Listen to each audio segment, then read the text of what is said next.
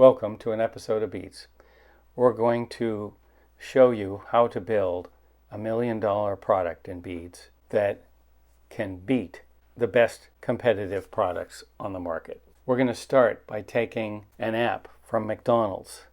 This is the food ordering app that McDonald's uses, and we're going to first study it, and then we're going to clone it, but not really clone it because we're not going to copy it exactly. We're actually going to show you how you can make a better app than McDonald's could make, significantly better.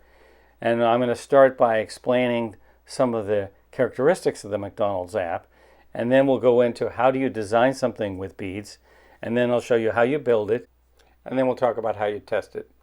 But first, let's set a target for the project as a whole. I've done some analysis of the iOS version of the McDonald's app. I've unpacked the package and looked at all the files inside and tried to figure out how they built it. Looks like they built it in Swift using a whole bunch of frameworks. And let's look at the total size.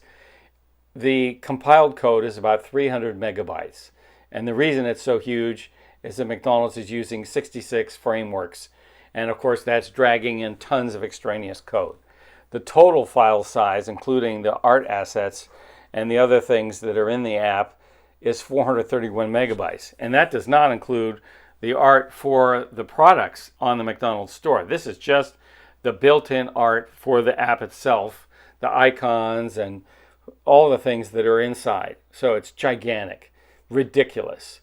Our target for our product is going to be 2 megabytes instead of 300 megabytes for compile time. For compile size, that's a 150 to 1 ratio. And a 20 to 1 ratio on the total file size. We can't be that much smaller than them because there's a minimum amount of size you have to have for boot screens and icons that are required to make an app in the Apple Store. And we're not going to use any external frameworks at all. We're just going to use the standard library of the Beads language with 0 frameworks. So this is going to be on the order of 100 times less work and total code than McDonald's uses. Let's look at the McDonald's app. We fire it up. At the bottom, you see your typical 5 mode selectors. The first one is the home button that tells you about announcements. Then there's an order button. That's the most common used one, where you get to see the menu for all the products, and they have broken it down into a 2-level hierarchy. And we're in the sandwiches and meals section where the Big Mac and the Filet-O-Fish sandwich are. And we'll select the Filet-O-Fish sandwich, add it to our cart, and then we go down and there's a Checkout Now button which sends you to your payment section where you then finalize your order and it's transmitted to the local store and you get a pickup. There are also delivery options we'll get into later.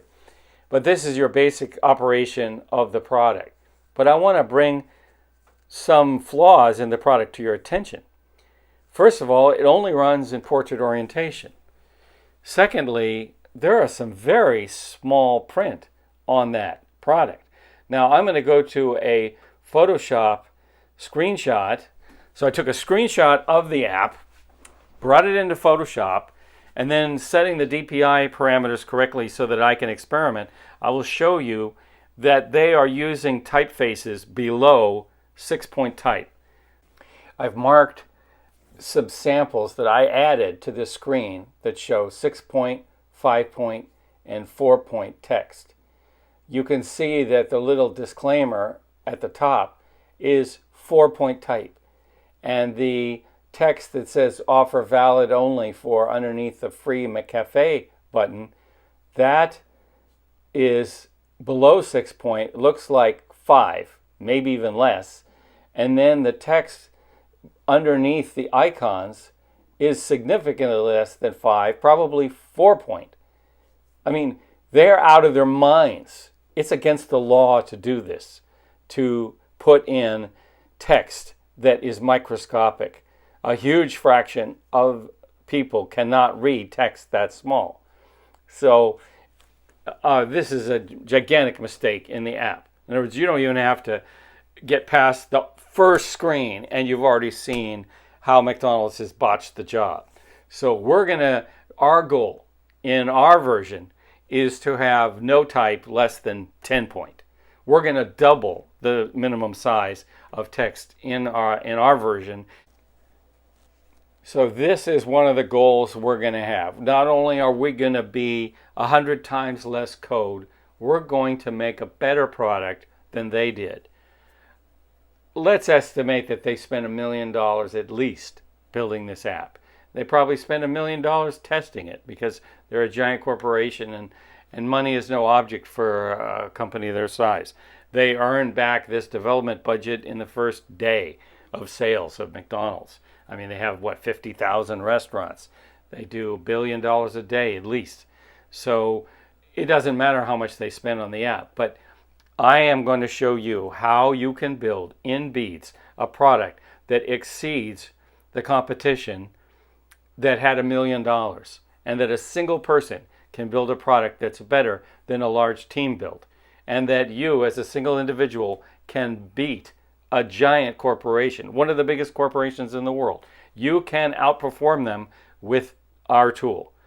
So let's start the design process. The first thing you got to do is understand what the app, the McDonald's app, is doing, which means you got to sit there on your iPad or your iPhone and play with it for an hour and go through every menu systematically and try customizing the order and canceling and jumping between the screens and understanding what there is. Then you start laying out on paper how you think it would look better. And so you design different orientations. They did a portrait-only app. And so I started experimenting with, what would happen if I did it in landscape? Because that's the most fundamental decision of the app. Is it going to be ambidextrous? Is it going to be able to go portrait and landscape? Or are you just going to do one? And if you just do one, which one should it be? In every 80% of the time, only one of them is the correct choice.